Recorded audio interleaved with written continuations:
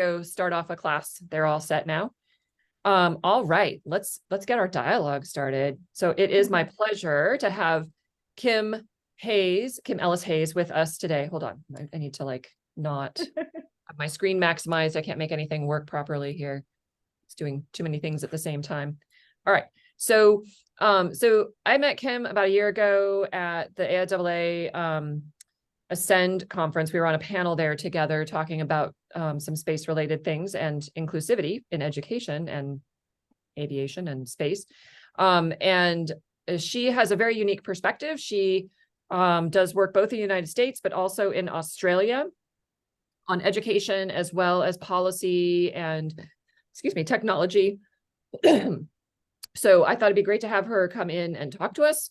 So she, in particular, has experience in mining, mineral processing, and advanced manufacturing processes for BHP Billiton and Rio Tinto, and space research and crewed spaceflight expertise. And so she's going to talk to you, I think, about all of that, or at least, I mean, you did mention you're going to talk about the space station, so it was part of it. Yeah.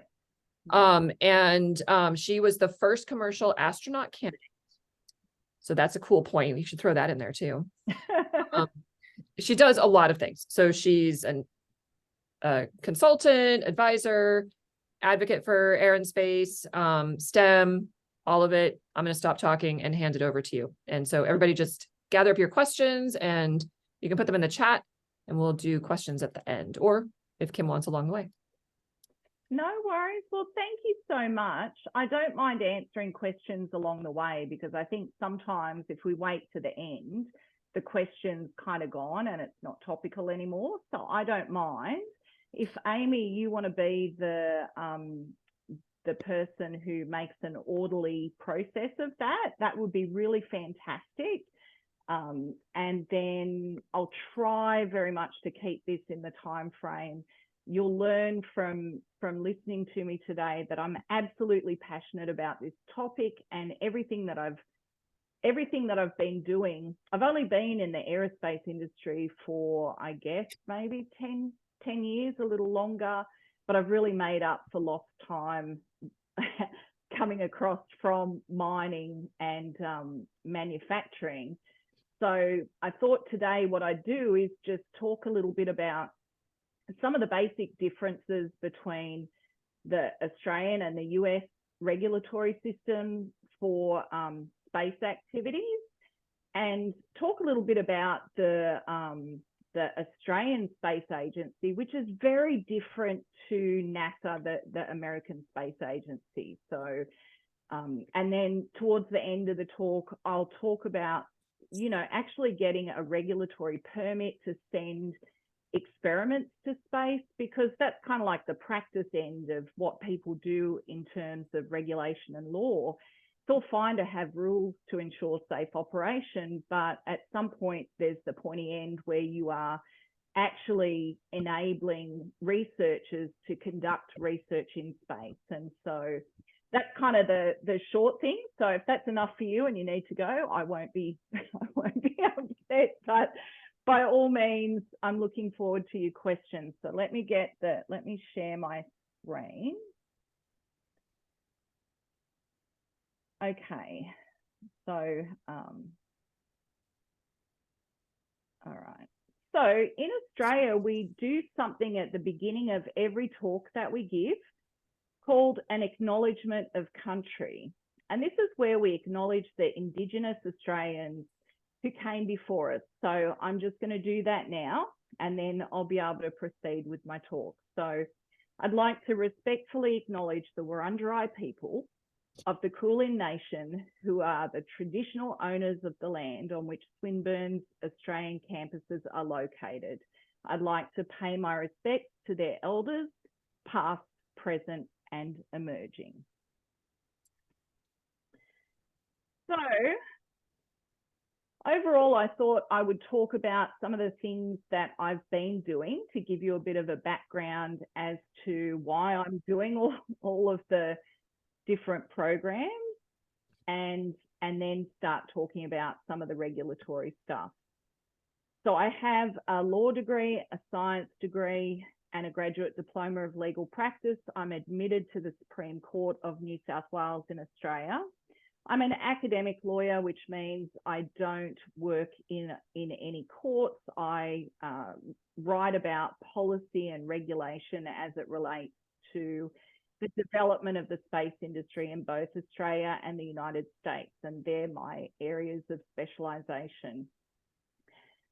I've been so fortunate to be able to have the opportunity to become the first commercial astronaut. I haven't done my flight yet, but I have a flight planned for the end of 2024, start of 2025, depending on schedules.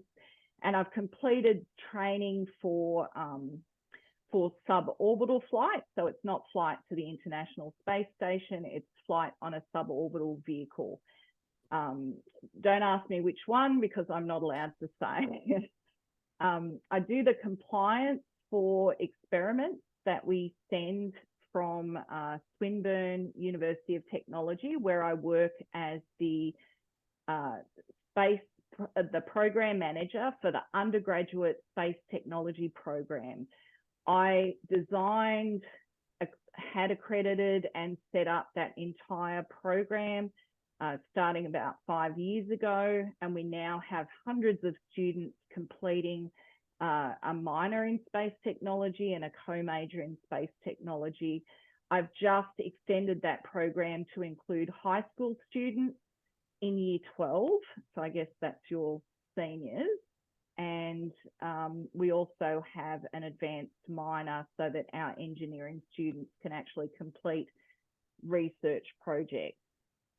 I've got a couple of companies that I do consulting through, but I'm not going to talk about that principally today. So this is the page for the Space Tech program at Swinburne, and I think there's a link in there where you can have a look if you are interested in that type of program. I teach space, the two introductory units in this program. One of them is space law and policy, and we talk about Australian space policy and regulation, and space applications, which is now going to be careers in space, where we teach the students how to prepare a research or a product proposal and pitch it to a number of industry partners. So the students typically really love that. So I've been all over the place talking about space, doing trade missions in the US. I've worked in, goodness me, all kinds of different places. I've worked in France at the International Space University, where they do a space studies program to teach professionals the basics of working in space. That is Space Shuttle Atlantis there on the left, and I'm in a red shirt under there. I served as the academic coordinator for the space studies program at the Kennedy Space Center in 2012. And I've just had so much fun with my students, top right, at Swinburne, where we've just been learning about space and what it can do for society. And, you know, because of course, space activities happen because they're important for countries to be able to continue to defend their national sovereignty and to also deliver services to people every day. You know, banking, meteorology, there's so many different applications for space that we use every single day. This little thing here, the phone, is one of the most important assets that we use that uses space every day. So I do a lot of work at Swinburne on space research education, because the space industry in Australia is much younger than in the USA. And so we really have this situation where the government is set up the space agency in 2018, which was really, really recently. And the goal is to triple the size of the space industry from 11,000 people to 30,000 people by I think it's like 2030. So that's a huge undertaking. And the way that we're going to do it is by being able to educate students coming through programs, but also being able to educate professionals who are already working in other areas. So we've done a lot of work. This is our 5th year of sending experiments to the International Space Station. I do workshops, volunteer workshops for local organisations here in North Carolina. And with the POSSUM program, so POSSUM stands for Polar Suborbital Science in the Upper Mesosphere. That was where the program I did my suborbital spaceflight training through. They have a volunteer program where we help students to be able to do space research. So you can see in the pictures below that these are photographs taken from a stratospheric balloon. So you can see photos on the ground, then as it goes up, and then you can see the curvature of the Earth. So those programs work really well for students. And it's so inspiring seeing how much fun. And look at the students on the left. These were some of the teaching associates who helped me with the volunteer program in North Carolina. They had more fun than the students who were developing their all-terrain vehicles. So space regulation, it's a very silly picture, but I just really wanted, so VB, Victoria Bitter, is an Australian beer, not as famous as Foster's, but it is, but unlike Foster's, which is a beer that Australians don't drink, Victoria Bitter is a beer that Australians drink in Victoria, which is where the University of Swinburne University is. So I just wanted to point that out. And then the quick comparison between the United States and Australia, we have no orbital spaceports to send spacecraft to the International Space Station or anywhere else. We do have a very long history of being part of the Deep Space Network with NASA. There's over 50 years of history there. Our space agency was established in 2018, compared with NASA established in 1958. But the interesting thing about our civil space agency is that it does not conduct science or send astronauts to space. Although we do have, Australia just sent its first astronaut to the European Space Agency to train for missions to space, but they don't do missions to space just yet. So that's a really interesting development.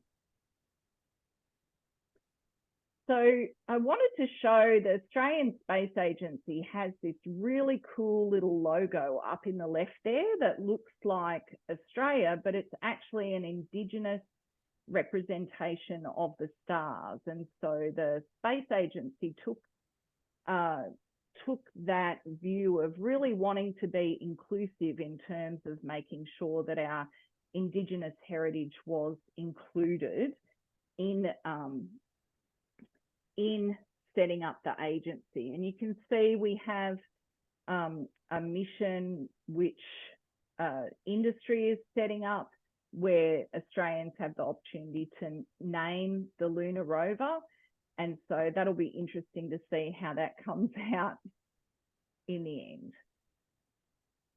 Now, it gets to the point that the Australian Space Agency, very different from NASA, is in the business of regulating Australian space activities. And that's pretty much its job. Apart from setting the strategy and policy for Australian space activities and making sure that it regulates all of the activities that have to be authorised under the Australian space legislation. So Australia has a very big and rich history in telescopes. The Deep Space Network is a really important network for NASA. I believe the pictures from the moon were beamed back from the Australian telescope because of the timing of the moon landing.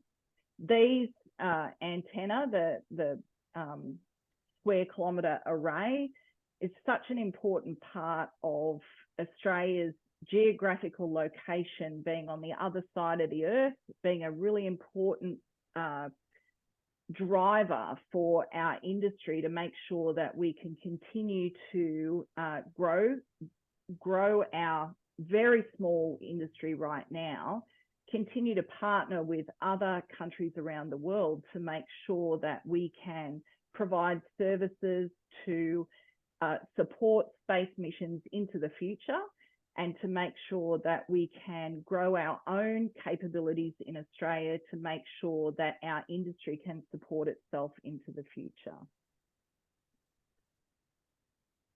So, same reason as everybody else, like the United States, undertakes space activities. I'm sure I'm not telling you anything you don't know by talking about, you know, we rely on using telecommunications. We have to make sure that we can do banking timing. But on top of that, we have it's really important for defence. As the number of actors in space grows, I'm sure that everybody's aware that the number of non-governmental actors in space is growing really exponentially. And so the treaties which govern the international framework for space activities, and I'm not sure, is anyone here familiar with the Outer Space Treaty or the treaties which govern space activities?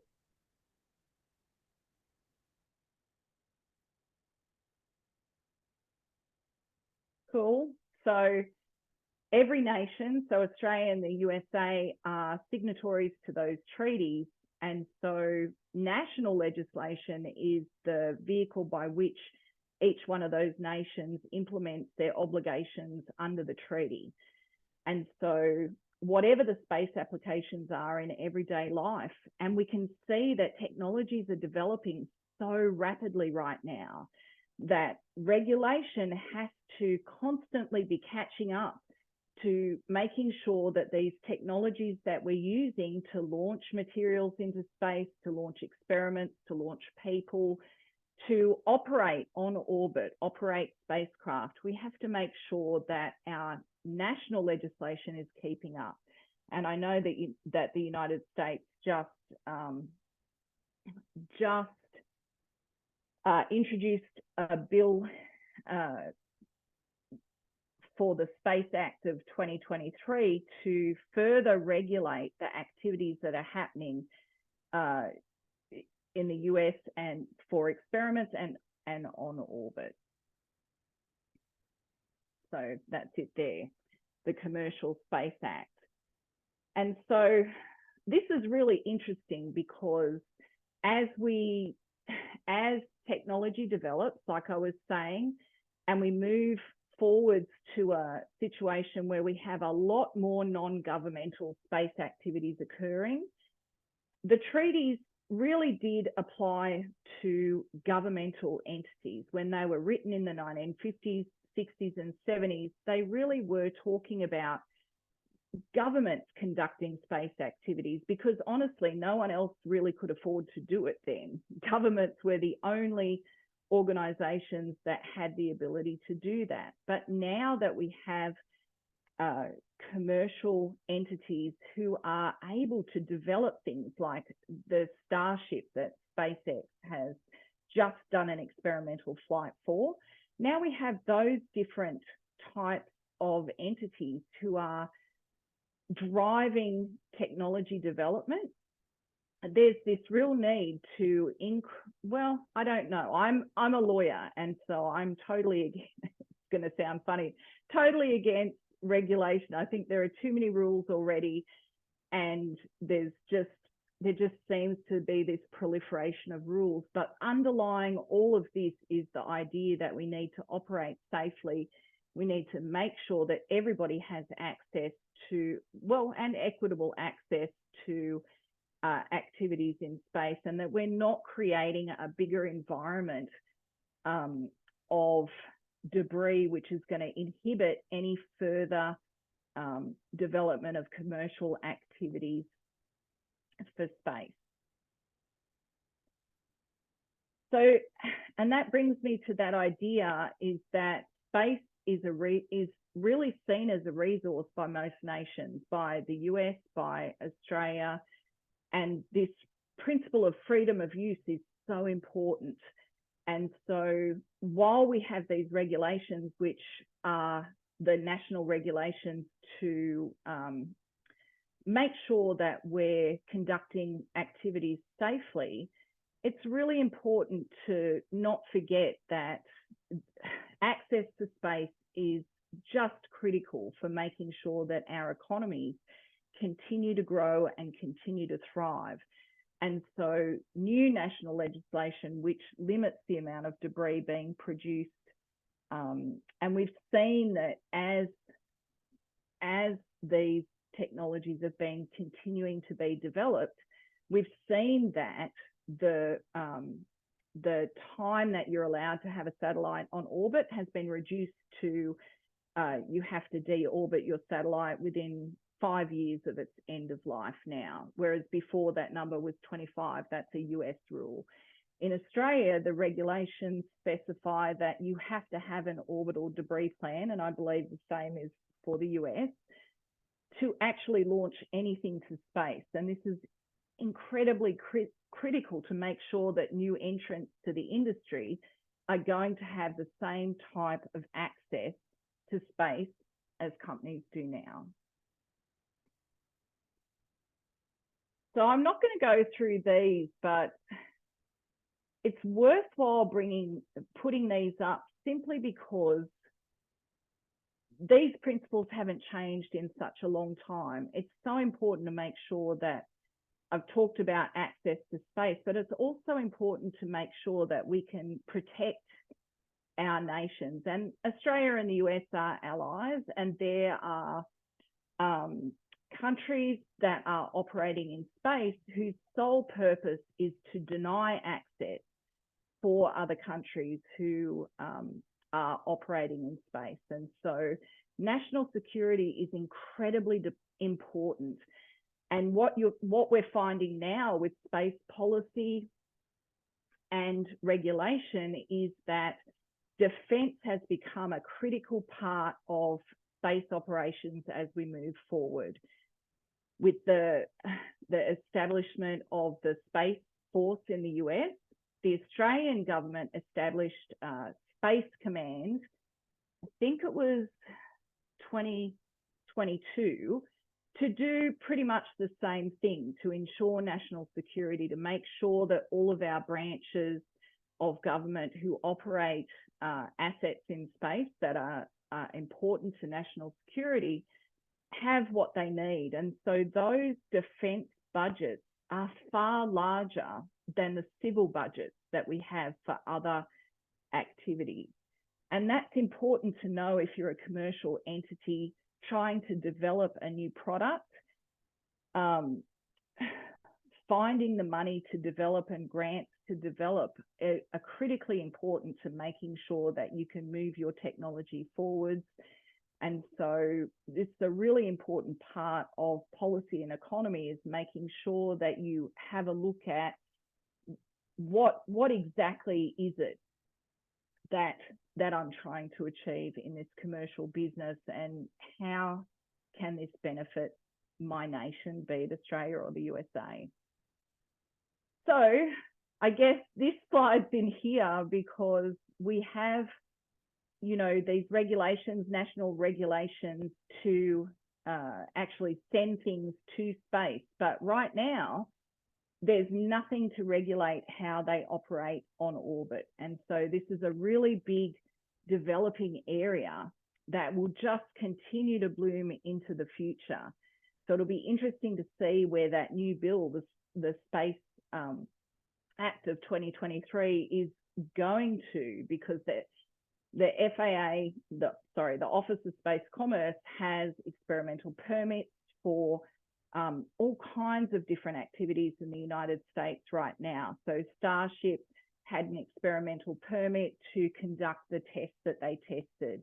And that's to make sure they've crossed off all of the safety, concerns that might be there. In Australia, there's the same thing. You have to have a permit to send something to space. And so this here, this overseas payload permit is what you need if you're launching something from overseas. And so what's interesting about this is, I think you'll remember I said that there's no orbital launches from Australia. So what that means is that nearly every permit that you need is going to be an overseas payload permit. And you also have to have a permit to return your experiment or whatever from orbit too. And same thing, because everything is pretty much returned from overseas. We have a couple of spaceports being developed right now for sounding rockets, but that's all they're being developed for, because our government does not have the budget to establish the infrastructure required for an orbital spaceport. So I think, given the timing that we have, I won't go a lot into this, but I think, you know, it's worth looking at this really quickly, because there's so many factors that go into developing the framework for the international framework. But more than that, the national frameworks are developing so much faster because of this massive technology development. So I think that's the end of that little bit of a overview. I wanted to show you the Australian institutional structure for space activities, and this is the Australian Space Defence Capability. And so this is brand new, I guess, from last year, but a $7 billion investment is a huge investment for Australia. And so this is an incredible advancement on the Australian side of things. Incredibly interesting to see how Australia is trying to make sure we can assure access to space, because I'm not sure if you're aware, but pretty much all of Australia's capabilities, in comparison to the US, all Australian capabilities are shared with another country. So we utilize time on someone else's satellite. GPS is totally, we use the US system, and the US system really has a disclaimer on, because it's used for national security, there's no guaranteed access to GPS. If there is a national security issue or a war-like event, then that access could be revoked. And so that's a really interesting position for Australia to be in. And it'll be interesting to see how we develop into the future. There was actually a $1.2 billion program to increase the number of satellites that Australia had, but the current government actually just cancelled that. So the landscape in Australia is changing a little bit from the dialogue where it's all go, we're going to invest in this, and then all of a sudden we have this change. And so you know from your politics that politics really impacts the amount of money that governments contribute to these different sorts of activities. So then we have the defence capability, which is increased, and we established the new Space Defence Command last year. We have the Australian Space Agency, which doesn't conduct science or missions to space. Its role is to take care of the regulatory system. And this is it right here. The regulations about what you have to do to launch. The Act outlines everything that it covers. The rules tell you specifically what to do. And there are some other parts of the legislation that cover slightly different types of technologies, but we don't have the time to go through that today. So I'm only going to talk a little bit about what we do to send stuff to the space station and back, because I thought it might be a bit interesting to show, you know, some of the research that's gone to space and just the little permits we need to get to actually send it there and send it back.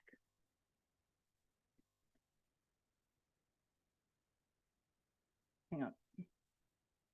So I'm not going to go into this. I had a much deeper lecture about what are the elements of national space legislation and what parts of the Australian system tick that off, but that's for another time. So I wanted to show this image from, the first image from space ever. That was from a rocket launched from New Mexico about 11 years before Sputnik. It reached an altitude of 104 kilometers. And you can see how grainy and hard to see that picture is. You can make out the curvature, but you can't tell a lot.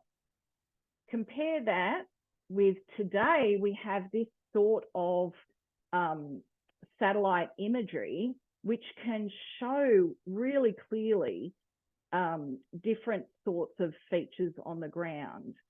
And I really wanted to just, really reinforce this increase in the ability of technology to be able to monitor what's happening on the ground and how our regulatory system is really lagging behind, like all laws.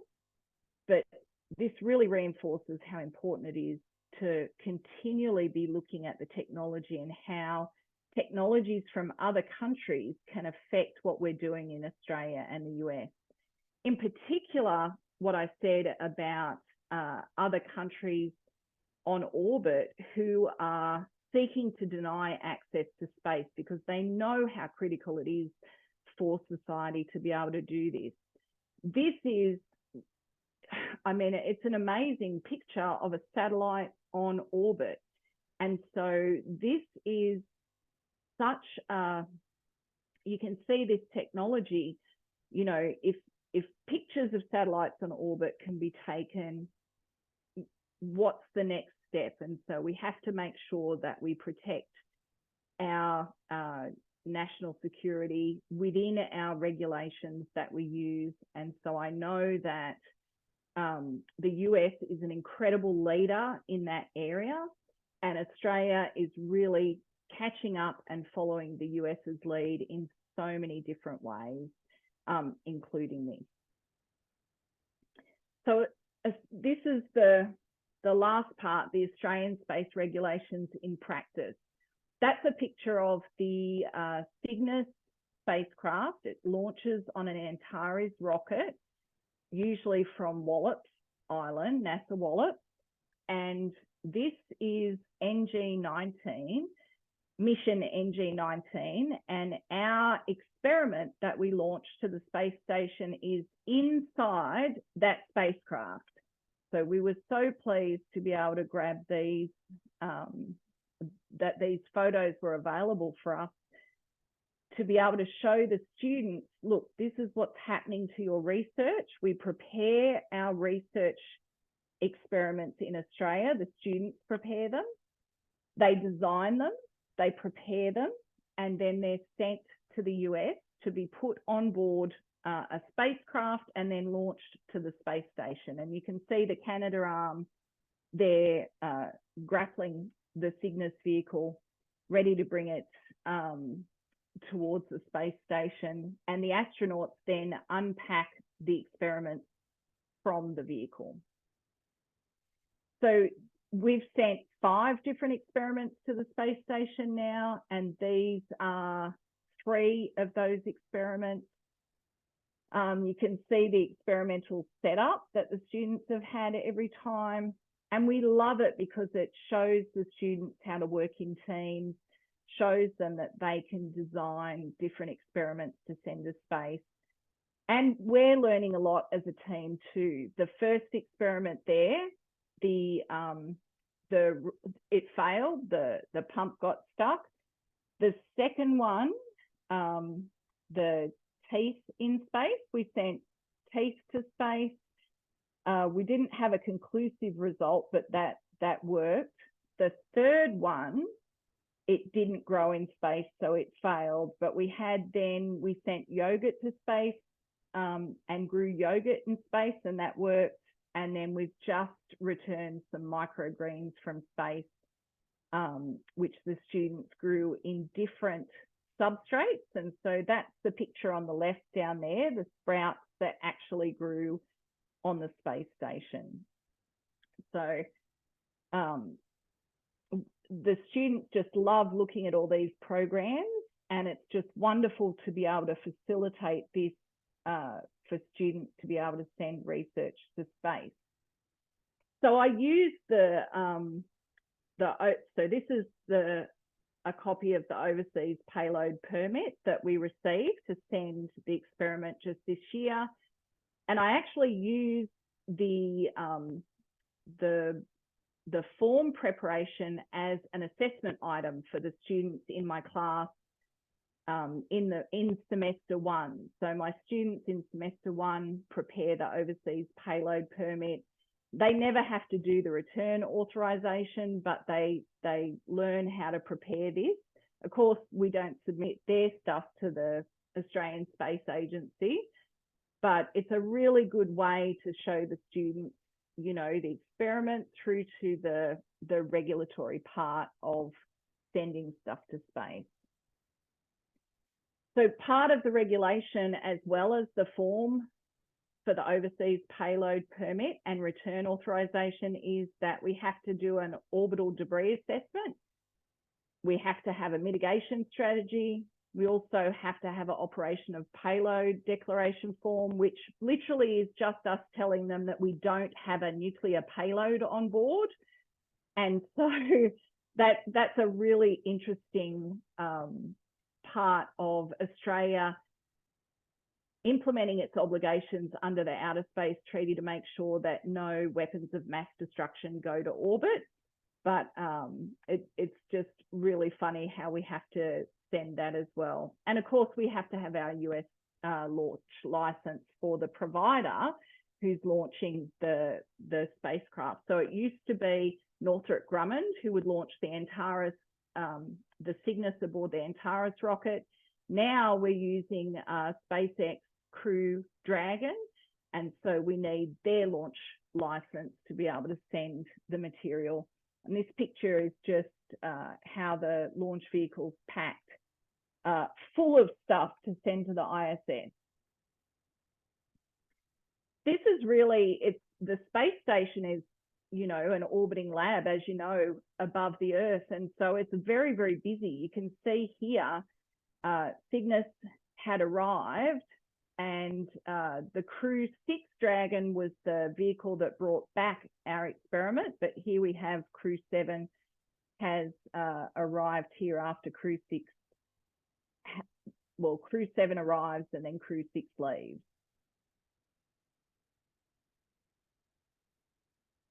And then this is the Crew 6 coming back too. And you can see in the return authorization, I've taken just a copy of the part of the return authorization that says we're authorized to return it to a specified area in the Atlantic Ocean. I just find that incredibly funny. We don't have to provide the latitude and longitude, but you know, we do provide the flight plan that SpaceX uses to return the vehicle.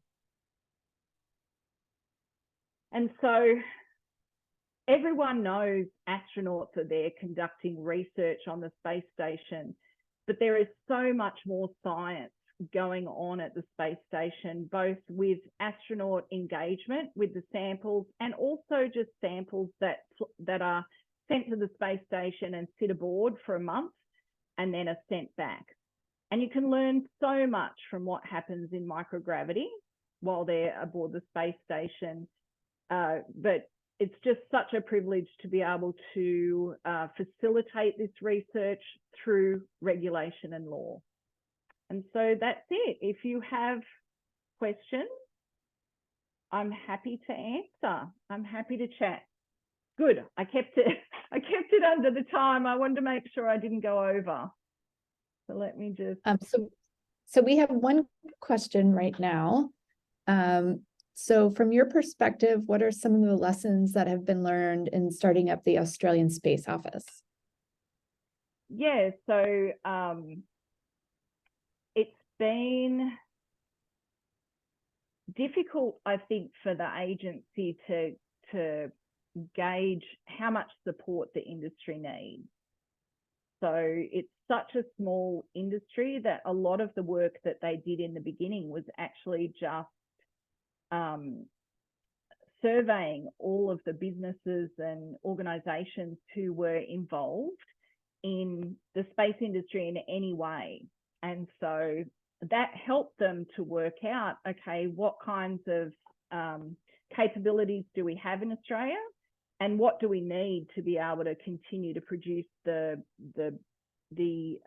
outcomes that we want for our commercial space businesses. And so I think that was really hard for them in the beginning, I think. And also there's this perception that they're like NASA, which they're totally not. And so that's been really hard for them to overcome, because everybody knows NASA and what NASA does.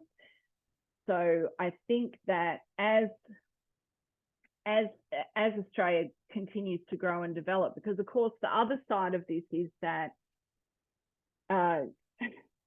there are other government agencies who take care of other space-related matters, as well as the Australian Space Agency. So there were like 11 different agencies at last count that really are responsible for different parts of the space industry in Australia. And so that coordinating all of that, as well as managing the policy, has been really difficult for them, I think, over that time. But I think they've done a remarkable job with a very small amount of funding that they've been given. We have another question. Have you worked with Astra or any other Aussie-based space companies? So Astra, was that the question? Have I worked with Astra? Yes. No, I haven't. Or any other Australian-based space companies? So we were working with the equatorial launch people for the time when they were setting up, when they were very, very young and starting to get their permits, and we've continued to work across time with them. There are very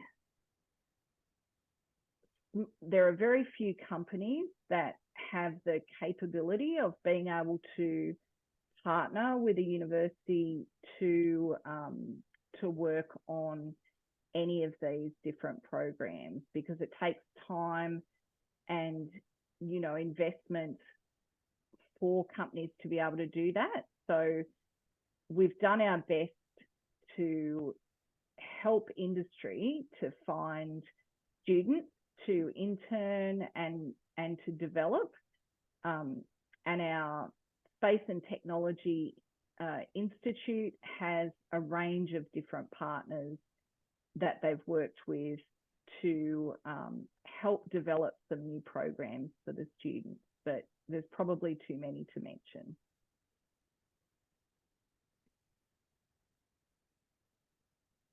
We don't have any more questions right now.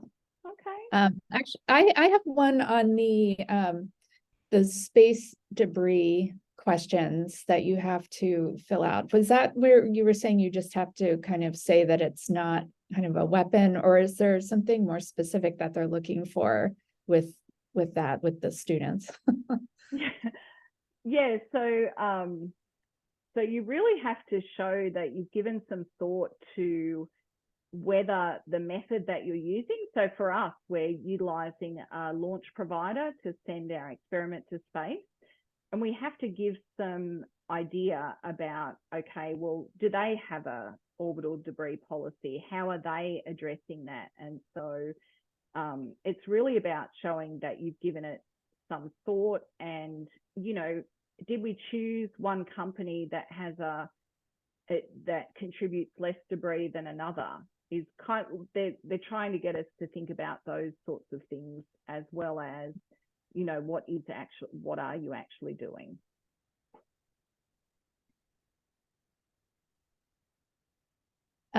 There's a question that came in. Where would you like to see Australia better more involved in space? I think in everything, you know, Australia has some amazing capabilities and amazing people who are so excited to work in space on a lot of different programs. I would just love to see there be a way that Australia and the US could actually utilize people, because the national security thing's a big deal. If you're not a US citizen, there are a lot of things that you can't work on. And I think, you know, there seems to be a lot more of those types of roles than other roles. And I think the US is missing out on some amazing expertise by not providing a way for people to be able to work. I know that there are some pathways, but they're very few as far as I know. Correct me if I'm wrong. I'm happy to be corrected. Do you have any other astronaut training sessions coming up? Well, I'm supposed to be doing the survival training in the Dunker, but I haven't got a date for it yet. So that's going to be very challenging, I know. And it's certainly not something that you need for suborbital training, but I do believe that it's really important to make sure that you are completely in control of yourself. If you're doing any kind of either suborbital or orbital flight, I really do believe that you have to be in complete control of your inner space as you go to outer space, because you don't know what can happen. It's probably all going to be okay, but what happens if something goes wrong? And what happens if you freak out when you go up? So I think more training is better than less training. And I certainly see it as a way to make sure that I'm completely in control of all of, you know, how I'm reacting to things, what I'm doing, where my body is. You know, it's going to be incredibly disorienting, I think. And I'm looking forward to doing zero gravity flight training as well. I've done a little bit, but not enough. So I'm looking forward to that. Another question. Given presumed funding and political constraints, is there an area of space capability likely to be chosen as a specialty, which Australia could become primary for? So that's a really good question, because Australia's been very transparent with the areas of specialty and areas of interest where Australia wants to develop. So the Space Agency produced a civil space strategy, which goes all the way through to 2028.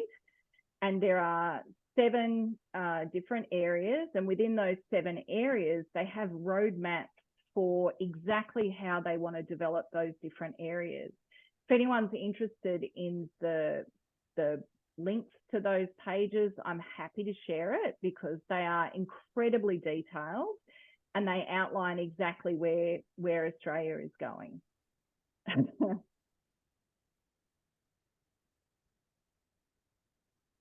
right, anyone else?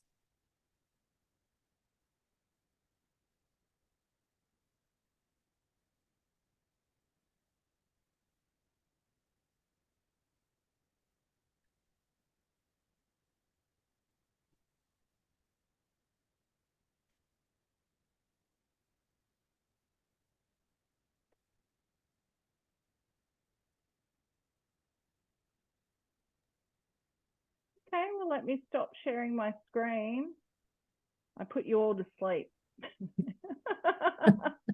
I'm sure not. Thank you so much for that, Kim. You're welcome. You are absolutely welcome. I'm so glad to see a few familiar faces on here, and just incredible. Thank you so much. Oh, Soo-Young. Hey, Soo-Young. Good to see you. Someone who has actually been to orbit. That is awesome. That is so cool. And you look fabulous, Soo-Young. Thank you. It's great to learn about Australian program. Yeah, cool. Maybe Korea needed to learn because we are planning to launch the space agency newly in Korea also. Yeah. Yeah, definitely. I'm happy to send any links that you need. Oh, we have Awesome. we have another question to come in, Cool. if that's okay. Yeah, absolutely. All right, you mentioned that Australia has strong expertise in space security development. Can Australia establish itself as a key space figure in the Indo-Pacific region, given that Australia won't be able to collaborate with many countries in the region? I noticed that a couple Australian ventures moving to Singapore for those reasons.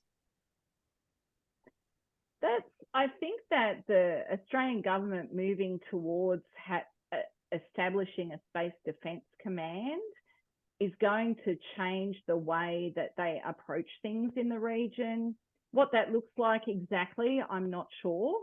And, you know, it's incredibly important for a nation to establish those borders and, I guess, expanding out from Australia, having an over-the-horizon radar, coupling that with space security and defence and the Space Command is only going to strengthen Australia's position. So I think it will, yeah, I'm not sure about the collaboration. That's going to be really tricky. It is going to be really tricky. And I'm not sure whether the ventures have moved to Singapore for tax reasons or for collaboration reasons, because Australia is a very high tax country. So, so I think, yeah, that's a really interesting question. I'm really glad you raised it, Simon.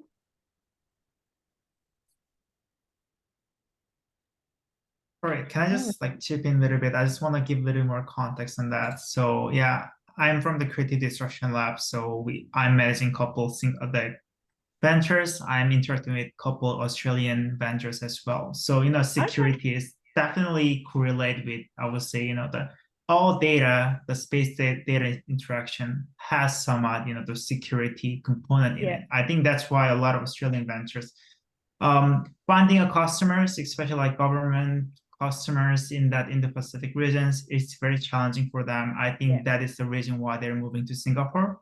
Definitely tax is the one reason, but yeah. Awesome. Thank you so much for explaining the context a little more. That was great. All right, we have another question. We're still under the hour. Have you discussed Artemis and Australia belonging to the Moon Agreement? Not today, but I think that a lot of people raise that, and the Moon Agreement is not highly subscribed by nations, and so, as we move forward into a situation where nations are really starting to develop the technology to be able to actually establish a permanent placement on the moon, or a permanent research settlement, to be able to establish, the gateway, the lunar gateway, and to really start to move out towards other asteroids and Mars and beyond. And by the way, I got to see the little grain of asteroid Bennu in the Natural History Museum last week. It's like teeny tiny from the outside of the capsule, but it was awesome. Sorry, that's just like a little side note. But what that means is our technology has developed further. And so as we move into the future, multilateral agreements like the Artemis Agreement are going to become more and more normal for them it's going to be more normal for them to happen as we start to move beyond the Moon Agreement, just because it's not highly subscribed. And so it's an interesting question, and that's really I guess as far as I really want to talk about that, because I think that that whole situation is developing now, as you see that new bill that just was introduced in the US, talks about not regarding the global commons as a global commons. So it's going to be interesting what develops as we move forwards and how that statement is going to affect things like the Artemis Accords and the Moon Agreement. So I know that's probably not an ideal answer, but it's the answer I have.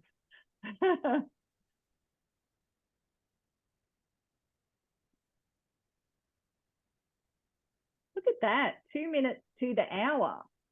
Well done. Well done. I really appreciate everyone's attention today, and thank you so much for inviting me. And thank you everybody for coming and listening to what I have to say. I really appreciate it, and I hope that you all have a fantastic week and a lovely Christmas. Thank you so Oh, much, thank Kim. you. This was fabulous. I really appreciate you joining us today. Oh, you're welcome. I can't wait to catch up when you've got some free time. I just said to Amy, I haven't been over that side of the country yet. So You should come out to the West Coast. on my to-do list. Excellent. Well, let us know. Let us know when you come out here. That'll be wonderful. Thank you so much. All right. All Thank right, you. thank you. Did you All right. get the Good evening, record? everyone. Have a great afternoon and a lovely Christmas, and I'll see you another time. Awesome. Thank you. All right. Bye.